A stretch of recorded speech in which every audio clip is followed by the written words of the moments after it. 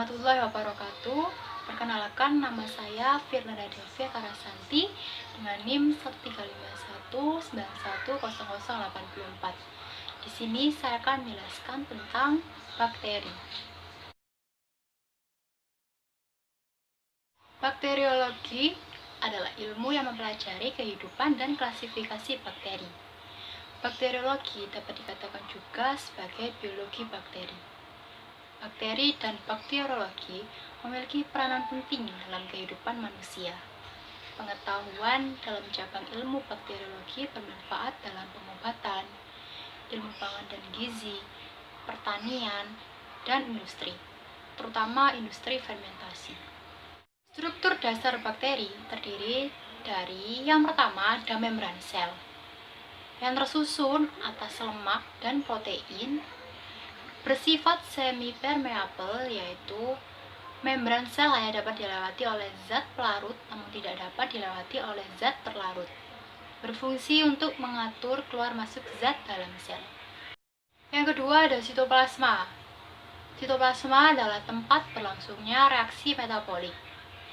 Lalu bagian struktur bakteri yang ketiga ada nukleoid atau DNA yang digunakan untuk mengontrol sintesis protein dan pembawaan sifat. Lalu yang keempat ada flagella yang berfungsi untuk pergerakan bakteri.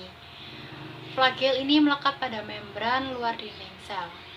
Yang kelima ada ribosom yang tersusun atas protein dan RNA, berfungsi sebagai tempat sintesis protein. Pada kondisi tertentu, ada bakteri yang dapat membentuk endospora, contohnya Clostridium dan Bacillus. Endospora digunakan untuk melindungi bakteri dari suhu yang sangat panas atau sangat dingin. Dapat dilihat pada tabel di layar. Di dalam tabel itu merupakan perbandingan sel eukariota dan sel prokariota. Terlihat sel eukariot lebih kompleks dari sel prokariot. Bakteri ini berukuran kecil, sehingga untuk melihatnya perlu bantuan mikroskop. Rata-rata berdiameter 1,25 mikrometer. Bakteri terkecil adalah Dialister pneumosintes dengan ukuran 0,15 sampai 0,30 mikrometer. Sedangkan bakteri terbesar adalah Spirillum voluntans dengan ukuran 13 sampai 15 mikrometer. Bentuk bakteri ada beberapa macam. Yang pertama ada basil atau bentuk batang. Basil dibedakan menjadi 3 jenis. Yang pertama ada monobasil, yaitu bakteri yang hanya berbentuk satu batang. Lalu ada diplobasil, yaitu bakteri bentuk basil yang bergandengan dua-dua. Dan streptobasil, yaitu bakteri bentuk basil yang bergandengan memanjang membentuk rantai. Bentuk bakteri yang kedua adalah kokus. Kokus dibedakan menjadi 6 jenis. Yang pertama ada monokokus, bakteri bentuk bola tunggal. Lalu ada diplococcus, yaitu bakteri bentuk bola bergandengan dua-dua. Lalu ada staphylococcus, yaitu bakteri bentuk bola yang berkoloni seperti buah anggur. Kemudian ada streptococcus, yaitu bakteri bentuk bola yang berkelompok memanjang seperti rantai. Lalu ada juga bentuk sarkina, yaitu bakteri bentuk bola yang menyerupai bidang ruang seperti kubus. Dan terakhir, tetracoccus, yaitu bakteri bentuk bola yang menyerupai bidang datar terdiri dari 4 saling berjejer. Yang ketiga macam dari bentuk bakteri ada yang bernama Spirilia, yang dibedakan menjadi 3 jenis. Yang pertama yaitu spiral, yaitu bakteri bentuk seperti spiral.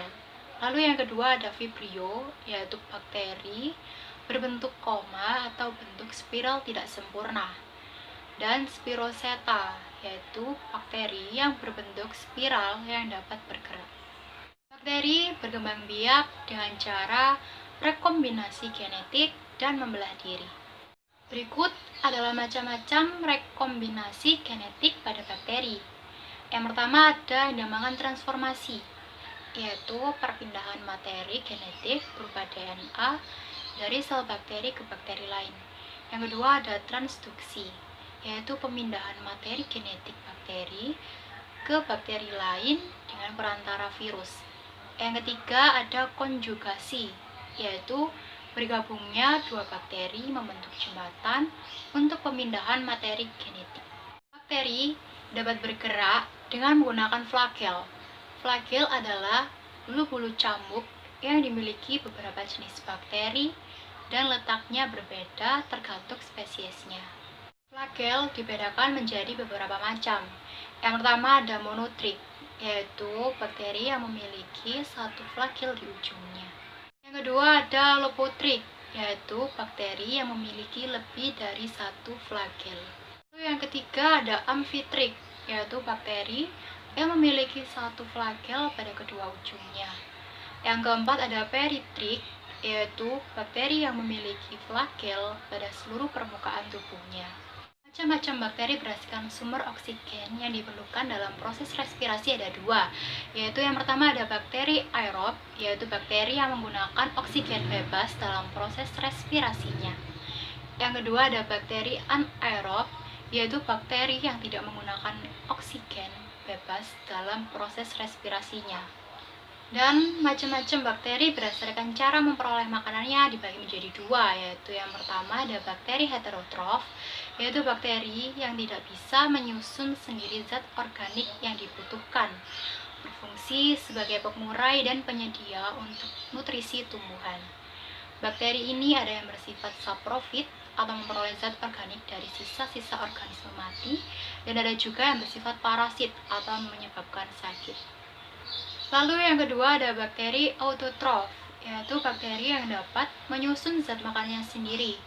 Bakteri autotrof ada dua jenis, yaitu bakteri fotoautotrof atau bakteri yang memanfaatkan cahaya sebagai energi untuk membuat makanannya sendiri, dan bakteri kemoautotrof atau bakteri yang menggunakan energi kimia untuk membuat makanannya. Tadi adalah penjelasan dari saya mengenai bakteri. Kurang lebihnya mohon dimaafkan. Terima kasih.